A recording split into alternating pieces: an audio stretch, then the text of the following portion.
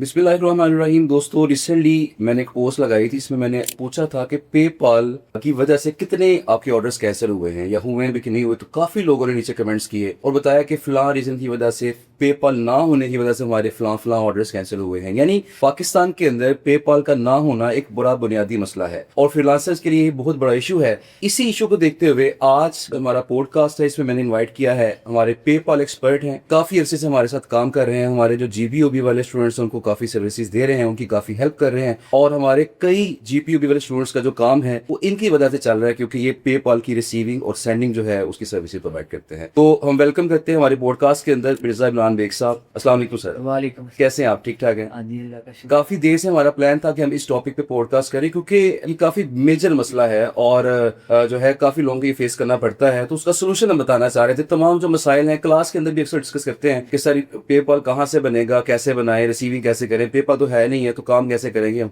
ये बड़े सारे सवाल आता है। तो मैंने सोचा था कि एक मुकम्मल तफसीलन एक पॉडकास्ट आपके साथ हो जाए जिसमें हम स्टूडेंट्स के तमाम जो सवाल हैं उनका आंसर इसी में कर, ताकि बार बार सबको आंसर ना देना पड़े। तो इसीलिए आपको आज हमने इन्वाइट किया है। आपका बहुत शुक्रिया पॉडकास्ट में आने के लिए। तो आप मुझे बताएं कि जो पेपाल है वो है क्या चीज। सबसे पहले तो क्वेश्चन ये है, पेपाल क्या चीज है। मोस्टली क्लाइंट्स कहते हैं जी पेपाल से पेमेंट रिसीव करनी है, तो पेनियर से क्यों नहीं करते, वाई से क्यों नहीं करते, पेपाल ही से क्यों करते हैं, क्या रीजन है इसका? अरे सर, पहले तो आपका शुक्रिया, आपने आज मुझे अपनी पॉडकास्ट में बुलाया। तो दूसरा जो आपका सवाल है वो यही है सर कि उसका जवाब मैं पेपाल को समझता हूँ कि ये एक इंटरनेशनल इजी पैसा जैज़ कैश है। क्लाइंट्स के लिए ना बहुत आसान है पेपाल के ज़रिए से पेमेंट को भेजना, और जब वो पहली दफ़ा काम कर रहे होते हैं तो उसमें जो ट्रस्ट डेवलप करना होता है वो उनके लिए आसान होता है। अगर हम कोई स्कैम भी करते हैं उनके साथ तो आपको पता है इसमें पेमेंट जो है वो रिफंड हो जाती है।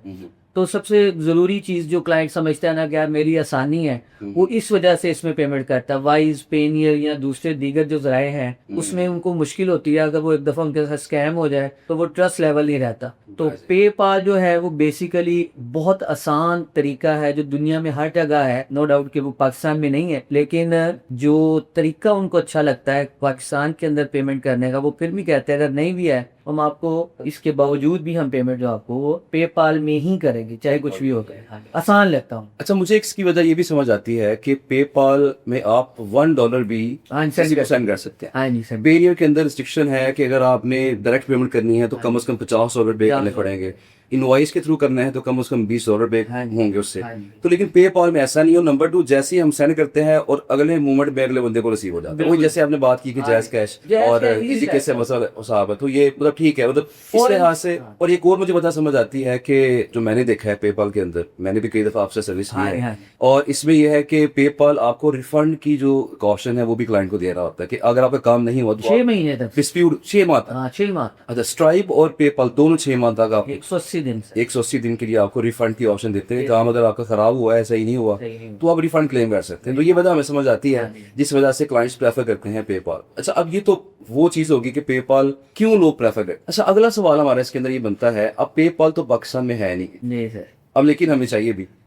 अब एक तो उसका हल यह है कि सर्विस ले रहे हैं हम, ठीक है। नंबर 2 ये है कि कुछ लोग चाहते हैं हम अपना पेपाल अकाउंट बनाएं, तो पाकिस्तान में रहते हुए हम किस तरह के तरीके से अपना पेपाल अकाउंट बना सकते हैं, क्या तरीके हैं? हाँ जी, देखें, जब मेरे पास जीबीओबी के स्टूडेंट्स आते हैं तो सबसे पहला जो वो मैसेज होता है उनका, वो मुझसे सर्विसेज के बारे में पूछते हैं। लेकिन मेरा सबसे पहला जो उनको रिप्लाई होता है ना, मैं कहता हूँ कि आप अपना अकाउंट बना लें। साथ ही उनका मैसेज आता है कि सर देखें, ना तो हमारा को बाहर रिश्तेदार है, ना ही हम बना सकते हैं, तो आप हमें सर्विसेज दे दें। मैं उनको कहता हूँ कि आप ऐसा करें, पहले तो देख लें और नज़र दौड़ा दें दोस्त को, रिश्तेदार। कुछ लोग तो ट्रस्ट लेवल का नहीं होता उनके साथ, तो सब फिर एक साथ वर्चुअल नंबर्स होते हैं। उसके लिए मैं खुद भी यूज़ करता हूँ YK की ऐप को। ठीक है, VYKE। ठीक, ये iOS पे भी मिल जाएगा आपको और गूगल पे भी मिल जाएगा आपको, एंड्रॉइड पे। इस पे से आप ना वर्चुअल नंबर खरीद सकते हैं, ठीक है। उसके बाद वो पर मंथ आप उनको पे करते हैं और पाकिस्तान के अंदर बैठ के आप UK, USA या दूसरे कनाडा के नंबर्स के ऊपर ना पेपाल बना लें। अब होता ये है कि वो नंबर जो है वो सिर्फ हमारे पेपाल के काम नहीं आता, बल्कि जीबीओबी के स्टूडेंट्स उसको एज अ व्हाट्सएप भी यूज़ कर सकते हैं और दीगर सर्विसेज के लिए भी यूज़ कर सकते हैं। $5, $6 अगर आप उसको साल के लिए खरीदेंगे तो वो ज़्यादा बेनिफिशियरी रहेगा आपके लिए, थोड़ा सस्ता पड़ जाता है। तो मैं फिर उनको कहता हूँ कि यार आप उस तरफ चले जाए। मेरी आत्मन कोशिश ये होती है कि सर्विसेज से बचा जाए, क्योंकि अल्हम्दुलिल्लाह जीबीओ के स्टूडेंट्स इतने ज्यादा हैं, सबको अकोमोडेट करना मेरे लिए बहुत मुश्किल हो जाता है। लेकिन फिर भी कुछ लोग कहते हैं नहीं सर, स्टार्टिंग में आप सर्विसेज दे दें, तो फिर उनको देनी पड़ती है। लेकिन ये है कि पाकिस्तान के अंदर पेपाल जो है वो वाईके से। दूसरा ये सर कि अब जाहिर सी बात है, हर बंदा ये नहीं कहता कि मेरे जो रिश्तेदार हैं वो भाई नहीं है। कोई कहता है मेरा दोस्त है, अंकल है, मामू है, चाचू है, भाई हैं। तो उनके लिए ये है कि नंबर उनका यूज कर रहे वो और ईमेल अपनी यूज कर, बिल्कुल ठीक है। अब होता ये है कि जब शुरू में उन्हें पेपल बनाना पड़ता है तो एक ओटीपी आता है फोन के ऊपर, नंबर होता है उन्होंने लगाया हुआ उसके ऊपर, और ईमेल अपना यूज कर लेते हैं। तो इस तरीके से वो पेपाल का अकाउंट बना लें, और शुरू में जो ओटीपीज आया करेंगे वो उनको अपने रिलेटिव को थोड़ा सा तंग करना पड़ेगा, तो थोड़ा कोऑपरेटिव होना चाहिए। तो हमने भी ऐसे ही शुरू में बनाए थे, तो वो भी एक तरीका है। और अगर जिसका रिश्तेदार बिल्कुल ही वहां पे नहीं है तो वो फिर वाईके से है, वाईके ऐप या और भी ऐप्स हैं ऐसी, उनसे कर सकता है। बिल्कुल ठीक हो वो इससे बन जाए। बिल्कुल सही है। अच्छा, मुझे वैसे एक चीज याद आई कि अब रिसेंटली पेपाल के अंदर ये ऑप्शन आई है कि आप जो 2 फैक्टर ऑथेंटिकेशन किए ना, अपनी आप गूगल ऑथेंटिकेटर या कोई ऑथेंटिकेटर ऐप भी ऐड करें, तो अगर आप वो कर लेते हैं तो मेरा ख्याल है वो कोड से भी बचा जा सकता है। कोड से भी बचा जा सकता है। वो आपको ऑथेंटिकेटर से या फिर आपको ईमेल के जरिए भी आपका ओटीपी भेज देता है। बिल्कुल ठीक है। अच्छा, मैं अपने जो व्यूवर्स उनको बताता चलूं कि पेपाल ये तो हमने किसी फ्रेंड या फैमिली मेंबर के नाम से मैंने बना लिया, और ये पर्सनल अकाउंट है। ये पर्सनल है। तो अगर आप बिजनेस अकाउंट बनाना चाहते हैं तो उसके लिए आपको पाकिस्तान में बैठ के आप यूके यूएस के अंदर कंपनी रजिस्टर कर सकते हैं, और कंपनी की बेस पे आप business PayPal, business Payeer, business vice, stripe, ये तमाम फैसिलिटीज आपको मिल जाती हैं। हम ये चीजें कर रहे हैं ऑलरेडी। तो जब आपका बिजनेस एक्सपैंड होता है तो ये स्टेप्स आपको फिर लेने पड़ते हैं। अच्छा, ये चीजें हमने किस तरह करनी है, इंशाल्लाह अगला एक पॉडकास्ट हम करेंगे लास्ट में किसी ऐसे पर्सन के साथ भी जो कि कंपनी बनाने की फैसिलिटीज प्रोवाइड करते हैं, सर्विसेज प्रोवाइड करते हैं। तो वो भी आप लास्ट में देखिएगा, इंशाल्लाह जल्दी वो पॉडकास्ट रिकॉर्ड करेंगे, तो वहां से आपको पता चल सकेगा कि किस तरीके से आप कंपनी को रजिस्टर करवा के और बिजनेस अकाउंट जो है अपनी डेवलप कर सकते हैं, जहां बिलियनर्स भी ज्यादा हो। हाँ जैसे उसमें ये होता है ना कि फिर हमें अपनी ईयरली रिटर्न जमा करवानी पड़ती है, फिर आपका बकायदा एक सेटअप होना चाहिए। अब जब बिजनेस शुरू करना है तो डेफिनेटली तमाम जो फॉर्मेलिटीज हैं वो पूरी साल बाद आपको रिटर्न वगैरह जमा। लेकिन वो अब देखे ना, हमारे दोस्त जो है ना थोड़ी सी ज्यादा करते हैं, अभी काम शुरू नहीं हुआ तो उनको टैक्सेस की पहले पड़ जाती है, और वो रिटर्न जमा करानी पड़ेगी, वो साल बाद हमें सारा वो एक टेंशन होगी। भाई आप स्टेप लें, काम शुरू करें, ये सारी चीजें तो बाद वाली हैं। इंशाल्लाह जैसे अल्लाह ताला ने आपको यहाँ तक जो फैसिलिटेट किया है, नवाजा है, आगे भी अल्लाह ताला अपनी मेहरबानी करता रहेगा, वो तो कोई मसला नहीं, लेकिन शुरू तो करें ना। बिल्कुल सही।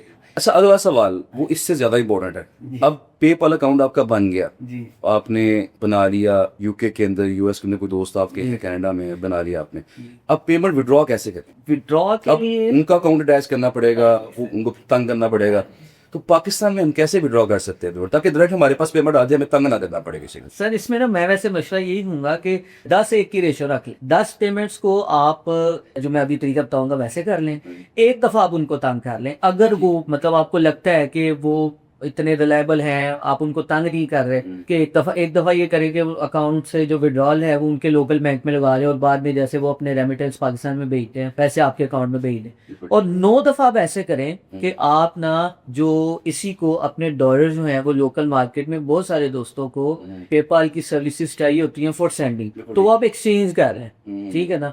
वो एक्सचेंज करने से ये होता है कि आपको ना थोड़ी आसानी हो जाती है, आपके पैसे यहीं से ये यानी पाकिस्तान में से आपको मिल जाते हैं। हम कौन सा बहुत बड़े डॉलर्स में कर रहे हैं, किसी के 100 होते हैं, किसी के 50 होते हैं, किसी के 200, किसी को 300। तो ये 100, 200, 300 डॉलर्स का जो मसला है ना, वो आप इस तरह हल करें कि आप इन डॉलर्स को है वो एक्सचेंज कर लें किसी ऐसे बंदे के जो वाकई आपके लिए एक ट्रस्टेड बंदा हो, हाँ कोई दोस्त हो, कोई ऐसा बंदा हो, उसको आप सेल कर दें। तो ये बेहतर तरीका है कि आप कर लें 9-1 की रेशो के साथ। 9-1 की रेशो तकरीबन ऐसे हो गया। अच्छा, इसमें ये भी है कि जीबी में हमारे जो दोस्त हैं स्पेशली, उनका तो ये भी होता है ना कि आपने वेंडर्स को पेमेंट भी करनी होती है। जी जी, क्लाइंट से पेमेंट आई है, आपकी 50%, 60%, 70% पेमेंट आपकी वेंडर को चली गई है, बाकी जो आपके पैसे बचे हैं वो आपने विड्रॉ करने हैं, तो थोड़ा सा काम और आसान हो जाता है। तो बहरहाल ये सोल्यूशन है कि हम इस तरीके से चीजें मैनेज कर सकते हैं।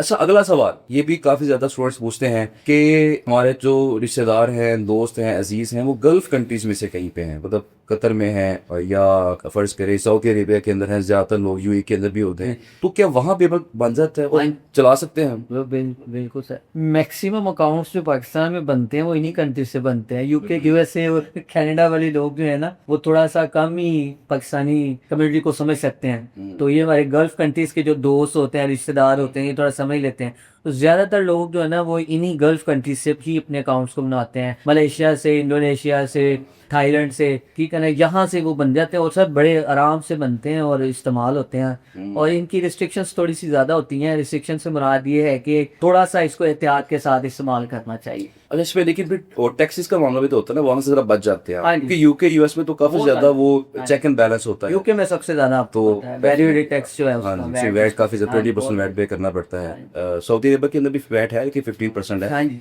लेकिन वो इतना कह रहे कि चेक एंड बैलेंस नहीं है। चेक एंड बैलेंस $1000 $2000 की तो बात ही कोई नहीं है सर। तो मतलब हम बना सकते हैं और ये प्रेफरेबल भी है कि बना के अपने पर्सनल काम के लिए उसको इस्तेमाल कर सकते हैं। वैसे मैं बताता चलूं कि जब मैंने काम का आगाज किया था जीबीओबी का, तो मैंने जो सबसे पहला पेपाल बनवाया था वो अपने क्लास वाले मेरे थे जिनी के, तो वो सऊदीया में काम करते थे, तो उनके नाम से मैंने पेपर बनाया था और वो पेपर अकाउंट मेरा ऑलमोस्ट 2 साल चला था। और 2 साल के बाद जब थोड़ी ज्यादा पेमेंट्स आना शुरू हुई तो फिर वो ब्लॉक था, उसमें कोई मसला रिस्ट्रिक्शन आई थी। तो बहरहाल मतलब बनाया जा सकता है, इसमें यह है कि आप बना सकते हैं, इसमें कोई हर्ज नहीं। अच्छा, अगला सवाल हमारा ये है जी कि आप नया अकाउंट बनाया और ये सुनने में आता है, हमने एक्सपीरियंस भी किया इस चीज को, कि नए अकाउंट के अंदर आप जब पेमेंट मंगवाते हैं ना वो होल्ड पे चली जाती है। आप पेमेंट चली गई होल्ड पे, अब होल्ड पे कितने दिन के लिए जाएगी, क्यों जाएगी, और उन दिनों में हम क्या करेंगे? स्टूडेंट परेशान होते हैं कि मुझे खुद से पैसे पे करने पड़ेंगे वेंडर को। तो ये क्या डिटेल्स है इसकी, कितने दिन के लिए वो होल्ड पे जाएगी और क्यों जाएगी, क्या रीजन है? जो गल्फ कंट्रीज यूएई की या सऊदी अरेबिया की या जो दूसरे कतर वगैरह हैं, इसमें तो ये है कि आपकी 5 पेमेंट्स जो है ना वो होल्ड पे जाती है, पहली 5 पेमेंट, ठीक है, पहले बात। और $500 तक की पेमेंट्स जो है वो होल्ड जाएंगी। और इसका जो टेन्योर है, जो टाइम है, वो 21 दिन तो लाजमी होगा। 21 दिन से पहले वो अनहोल्ड नहीं होगी। तो हमारे जो भाई हैं, दोस्त हैं, उनको ये अपने पास से पेमेंट करनी पड़ेगी। 21 दिन इंतजार करना पड़ेगा। इसकी मिसाल मैं ऐसी देता हूँ कि भाई फाइवर पे भी तो वेट करना ही पड़ता है, 40 डेज वेट करना लोग, तो वेट करना पड़ता है। तो चले यहाँ 7 दिन और सही, लेकिन आपकी पेमेंट जो है वो इंशाल्लाह आपको जैसे ही वो क्लियर होगी आपको मिलेगी। उसके बाद ये होता है सर कि ये जो लिमिट है ये भी इनहेंस हो जाती है और होल्डिंग वाला मामला भी जो है ना वो कम होना शुरू हो जाता है। जब ये $500 को हम क्रॉस करते हैं तो इसके अंदर लिमिटेशंस रहती हैं नए अकाउंट के अंदर, लेकिन वो 21 दिन से फिर वो 7 दिन पे भी आ रहे थे। जैसे ही हम अकाउंट की जो पेमेंट है वो अपने एक्टिविटीज में जाके अकाउंट स्टेटस को चेंज करते हैं कि कंप्लीट कर दिया अब हमने ये ऑर्डर अपना, हमारी पेमेंट का ये काम मुकम्मल हो गया, हमारी सर्विसेज, तो वो उसको 7 दिन में भी कन्वर्ट कर देता है। मतलब जो 21 दिन होल्ड पे जानी थी वो आपकी 7 दिन में, 7 दिन में भी लेकिन 5 ट्रांजैक्शंस और 7 और साथ में वो जो $500 थे, ओके ओके, वो जब कंप्लीट हो जाता है, रिस्ट्रिक्शंस फिर भी रहती हैं, ठीक है। वो, लेकिन वो वक्त के साथ साथ पहले $500 था मंथली, जो पहले मंथली $200 था और $500 ओवरड्राफ्ट था, फिर वो आहिस्ता आहिस्ता इसको मंथली $500 करते हैं, 700, 1000, 1200, 2000, वो खुद ही आपको ईमेल्स आती रहती है, नोटिफिकेशंस आते रहते हैं कि जी हमने आपका जो ये जो लिमिटेशंस हैं इनको बढ़ा दिया, एनहैंस कर दिया, कॉन्ग्रेचुलेशंस हो। बंदे को बड़ी खुशी होती है कि जी चले ये बढ़ गया। अच्छा, ये कब होगा कि पेमेंट जैसी हमें अगले बंदे ने सेंड की फौरन रिसीव होगी, ऐसा भी होगा? हाँ, ये ऐसा होगा। देखें, ये जब 5 पेमेंट्स और $500 हो गए हैं और उसके बाद जैसी पेमेंट आपको आएगी वो क्लाइंट आपको कहेगा कि मैंने पेमेंट कर दिया, आप अपना अकाउंट देखेंगे या ईमेल आपको उसी वक्त रिसीव हो जाएगी आपको कि ये पेमेंट आपको आ गई। ये स्टार्टिंग में थोड़ा सा आपको सब्र का मुजाहरा करना पड़ेगा और ये समझना पड़ेगा कि ये एक बिजनेस है, तो इसमें इन्वेस्टमेंट कर रहे हैं, तो वो 5 जो ट्रांजेक्शन आपकी आनी है, वो आप पेमेंट लेनी है, वो आपकी इन्वेस्टमेंट समझ लें कि किस तरीके में इन्वेस्ट कर। बड़ा अहम पॉइंट सर, इसी बात में मुझे याद आ गया, इन 5 पेमेंट में अगर एक भी डिस्प्यूट लगा तो आपका अकाउंट उड़ जाएगा। ओके ओके ओके, एक भी डिस्प्यूट, एक भी डिस्प्यूट नहीं आनी चाहिए। ये ऐसा जैसे ही है, जैसे हम कहते हैं कोई भी नया हम काम करते हैं ना, अकाउंट बनाते हैं, तो उसके थोड़ा सा वार्म अप होना जरूरी है, तो ये उसका वार्म अप पीरियड है, हम ये कह सकते हैं कि अगर इसमें कोई मसला आ गया तो काम खराब, वो बंद ही कर देंगे, बंद कर दे, चलाएंगे नहीं उसको, चलने ही नहीं देगी। सही हो। चलिए, अच्छा सर, अगला क्वेश्चन मेरा ये है कि हमारे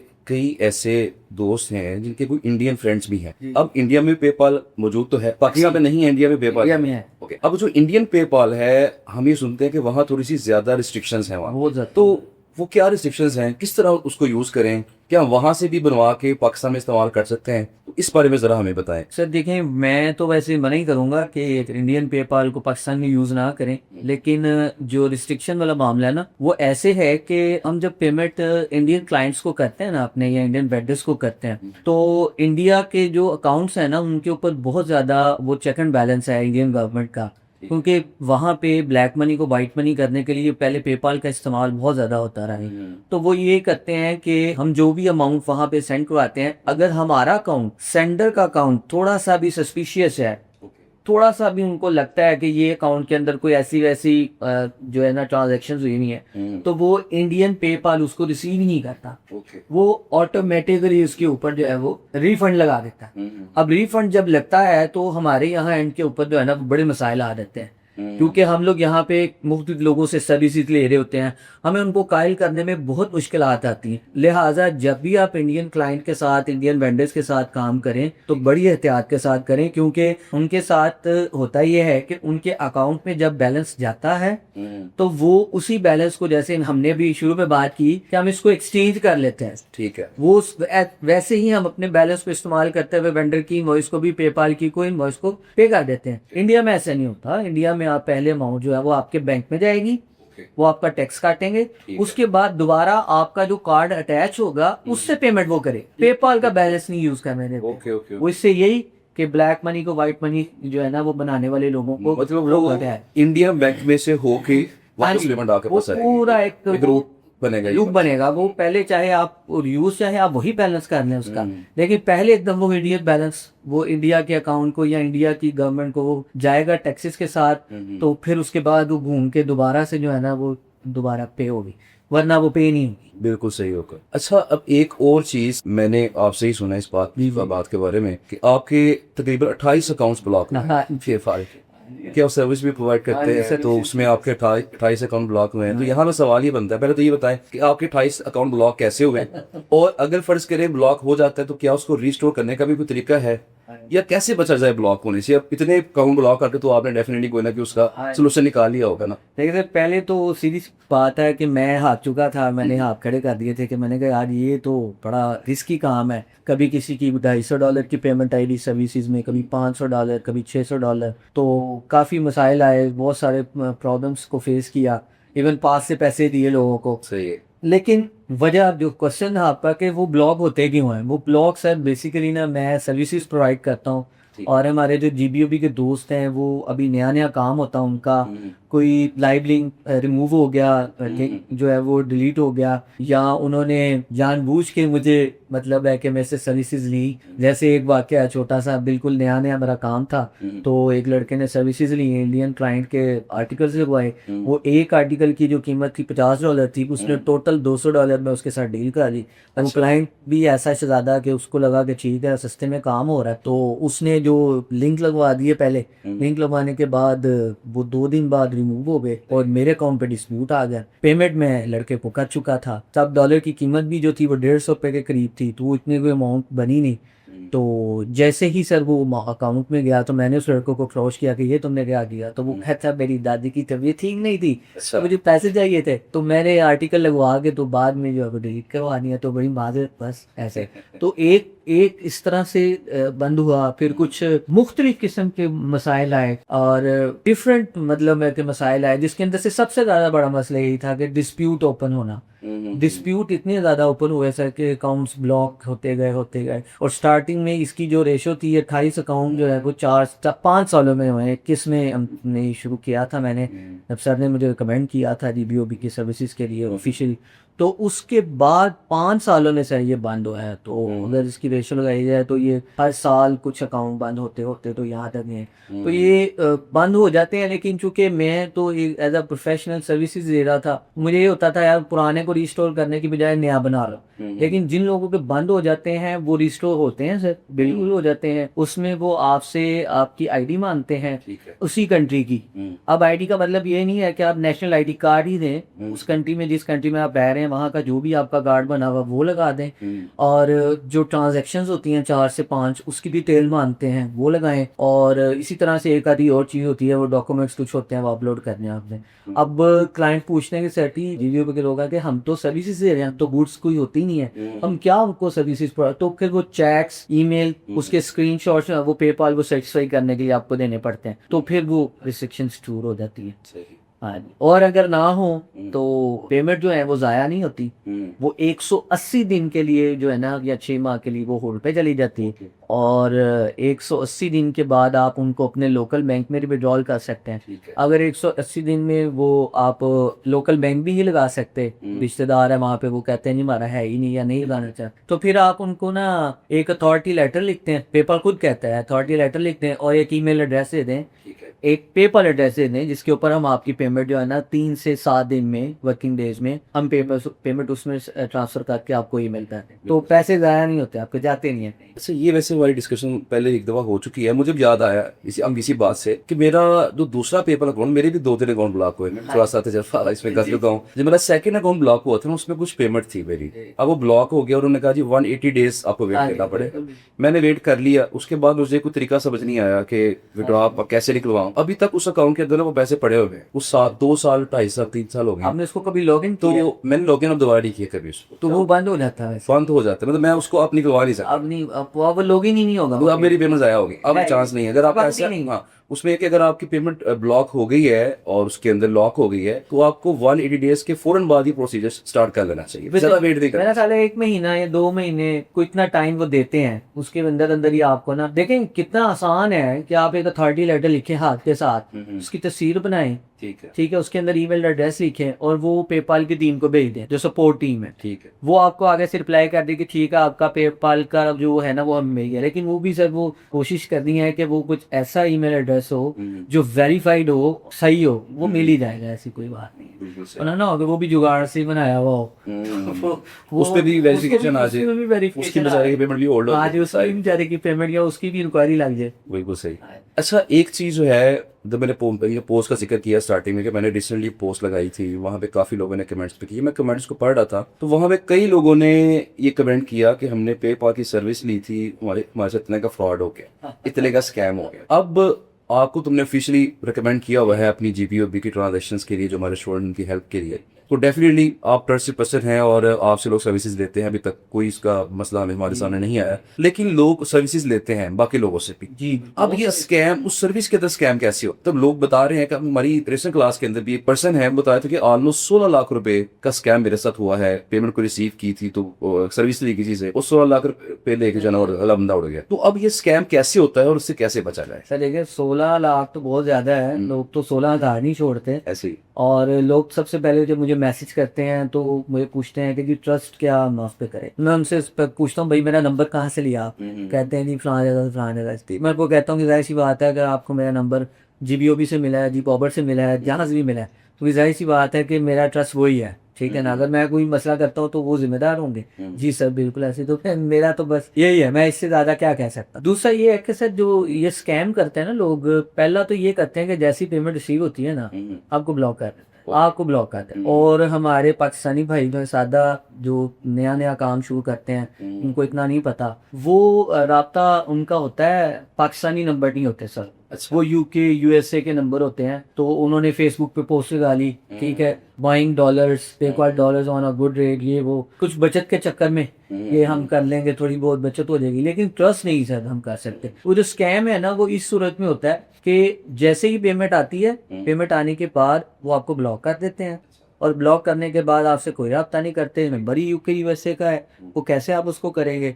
और दूसरा ये है कि आप जो भी सर्विसेज लें ना, इससे बचने का सर एक ही हल है, या अपना अकाउंट बनाएं या फिर किसी ट्रस्टेड बंदे से इसकी सर्विसेज लें पास, वरना आपके साथ ये स्कैम्स जो है ना वो चलते ही रहेंगे। और पाकिस्तान के अंदर, हम पाकिस्तान को मैं बुरा नहीं कहता या पाकिस्तान को नहीं कहता, दुनिया में ही सारे फ्रॉडियर सारा कुछ होता है। हम ऐसे अपने मुल्क को भी बदनाम करते रहते हैं, हर जगह होते हैं।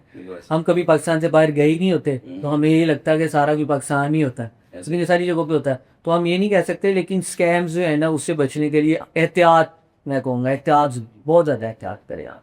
ट्रस्टेड लोगों से ही सर्विस देते हैं। अच्छा, एक सवाल ऐसा है जो कि कई लोगों का एक कहने के पेन पॉइंट भी है, मसला है कई लोगों का, कि कई बच्चे हैं, बड़े भी होते हैं बीच में, गेम्स खेलते हैं, डॉलर इकट्ठे कर लेते हैं, हजारों डॉलर्स, $2,000, $3,000, बड़े हैप्पी होते हैं, मैंने इतने पैसे 12,000 डॉलर हैं। ओके, अच्छा, अब वो गेम खेल के पैसे तो इकट्ठे कर लिए, अब वो पैसे कैसे निकलवाएं? क्या पेपाल से निकलवा सकते हैं पैसे?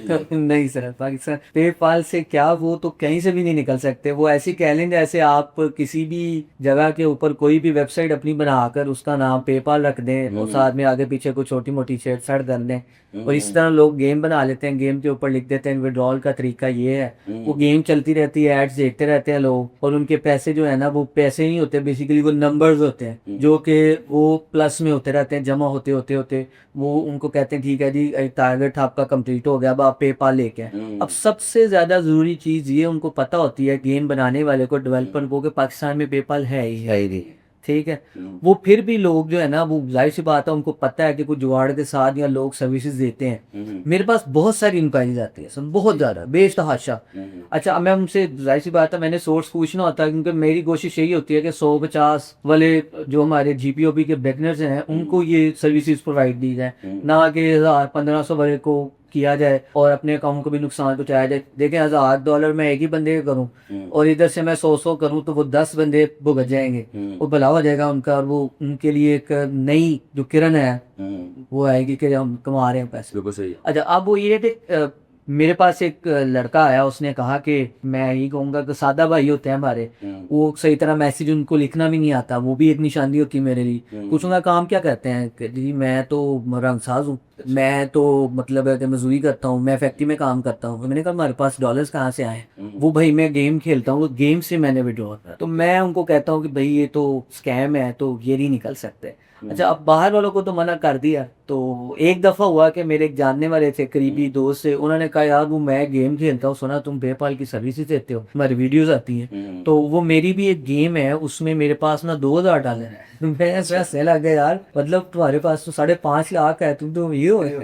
तो कहने लगा हाँ यार वो अपना पेपाल का अकाउंट दो, तो मैंने वो लगाना है और विड्रॉ लेना है। और मैंने उसको समझाया, मैंने कहा ऐसे नहीं होता यार, नहीं होता। कहता है यार ये क्या बात हुई? फिर मैंने कहा यार हमें कहीं बुराई ना बना दे, जानने वाला है तो दे देते हैं, मेरा क्या जाता है। मैंने ना उसको अपना जो करंट अकाउंट था वो दे दिया, मैंने कहा जी ये लें, ये एक्टिव अकाउंट है, इसमें मोबाइल है। उसने ना वो उसमें जहाँ पे उनको चाहिए था वो लगा के, तो कहते हैं थोड़ी देर बाद कहते हैं वो कह रहे हैं जी विड्रॉल हो गया है। मैंने कहा विड्रॉल हो गया? तो मुझे तो कोई मेल ही नहीं आई, मुझे तो पता भी नहीं है। तो कहने लगे नहीं वो वहां से तो हो गया। तो मैंने कहा मैं तो तुम्हें पहले ही कहा था ना, मुझे मेल आई ना मेरे अकाउंट में है। और वो जो कोई मेरे जानने वाले थे, मैंने उनको अपना अकाउंट दिखाया कि तो खाली पड़ा हुआ, इसमें तो कोई एक्टिविटी नहीं है, अकाउंट्स की जो एक्टिविटी आती है उसमें दिखाया। लिहाजा सर ये बिल्कुल फ्रॉड है, दोस्तों को इससे बचना चाहिए। गेम्स से पैसे नहीं कमाए जाते, अगर कोई कमाए भी जाते हैं तो वो गेम्स भी चंद दिनों में चलती हैं, ऐसे बैठी गेम्स ही होती हैं। अच्छा, मुझे एक स्टोरी याद आ गई कि हमारे पास एक पर्सन आए थे, तो उनका बेटा था,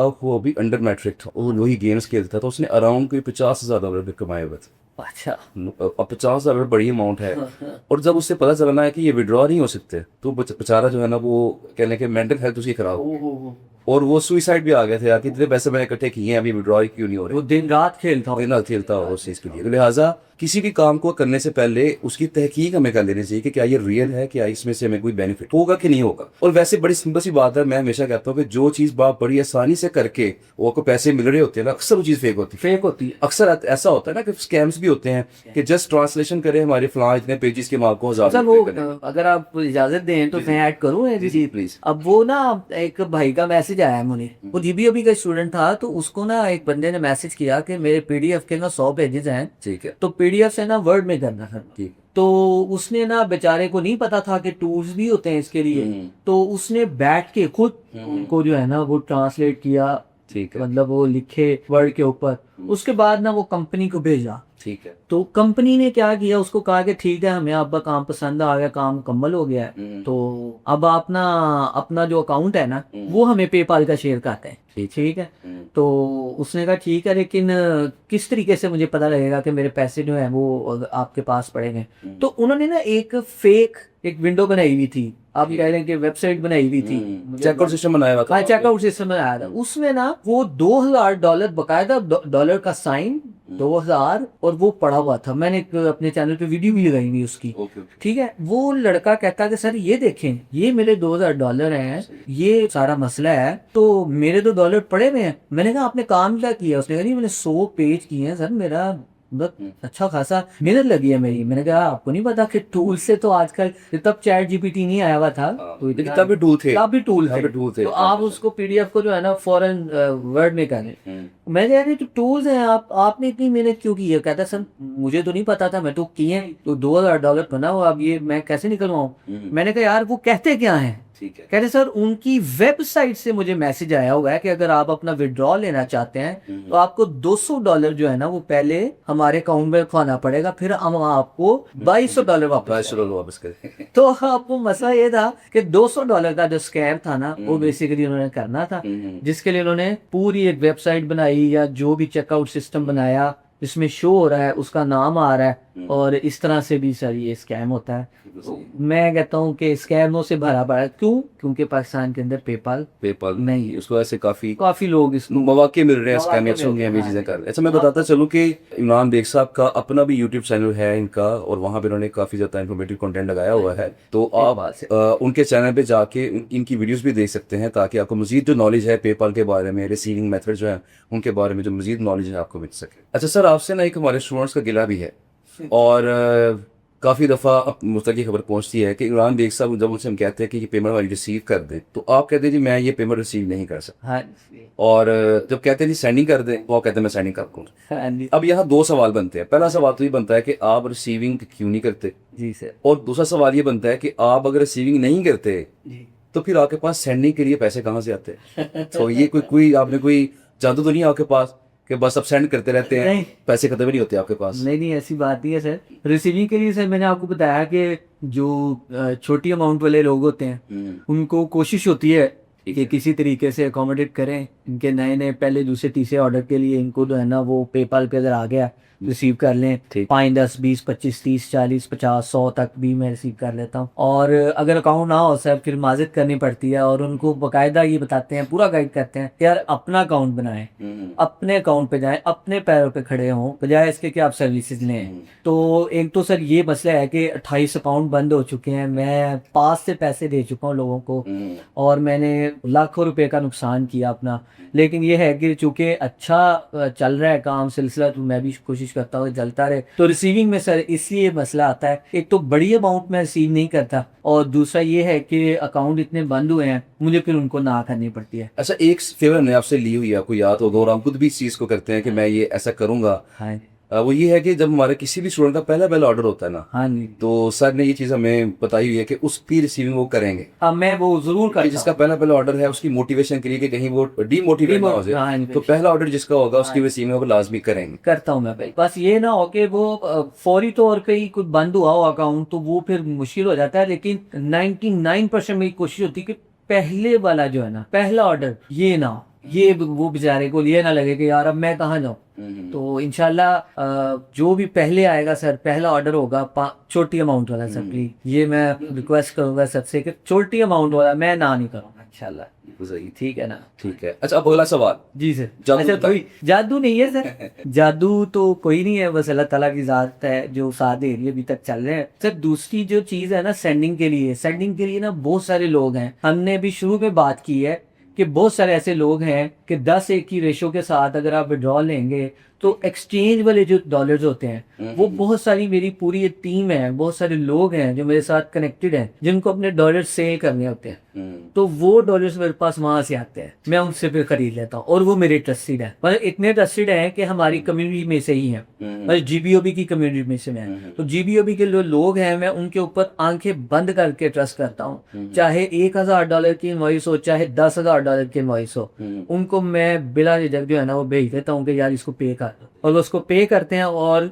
कभी भी डिस्प्यूट नहीं लगता उसके ऊपर, अल्हम्दुलिल्लाह। तो इतना ट्रस्ट लेवल है, तो इसलिए सर सेंडिंग के डॉलर्स होते हैं। मैं कहता मैं भी कई दफा तैयार होता था कि मैंने भी, जब भी आपको इनवॉइस पे चाहिए $1000 की है, $2000 की, आप उसे बोलना बेकार बात हाँ थी, जी, हाँ जी। तो मैं भी हैरान होता था कि ये कहाँ से आपके पास सर, वो डॉलर्स आते हैं। हमारा आपने क्लियर कर दिया है, exchange तो चलिए अच्छी बात है, क्योंकि सेंडिंग भी एक इशू है। जी सर। सेंडिंग इशू है। बाकी जो रिसीविंग की बात है, मैं क्लास में भी अक्सर जिक्र करता हूँ कि रिसीविंग तो आप अपने पेनियर पे भी कर लेते हैं। हाँ जी। पेनियर से इनवॉइस बना के आप सेंड करते हैं, तो अगर आपका एलिजिबल है पेनियर अकाउंट जी। पेपाल की पेमेंट रिसीव करने के लिए, तो आप वो रिसीविंग कर सकते हैं। इतना कोई इसका बड़ा जी, इशू नहीं बिल्कुल। है। रिसीविंग खुद करें, और जहाँ सेंडिंग की बात आएगी तो वो आप की सर्विसेज जो है वो ले सकते हैं, और वो इंशाल्लाह आपको प्रोवाइड करेंगे। नहीं लेकिन सर, आपका बहुत ज़्यादा शुक्रिया। ये काफ़ी देर से हमारा ये जो पॉडकास्ट था वो पेंडिंग था, काफ़ी ज़्यादा सवालात भी इकट्ठे हुए थे, तो बस ये फाइनली आज हमने इस पॉडकास्ट कर लिया है। लेकिन उसके लिए मैं दोबारा से थैंक यू कहूँगा कि आपने टाइम निकाला और यहाँ पे आके मेरे तमाम सवालात के जवाब दिए, और उम्मीद है कि आपके इन तमाम जवाबात से हमारी जो व्यूवर्स हैं उनको नॉलेज मिला होगा, गाइडेंस मिली होगी।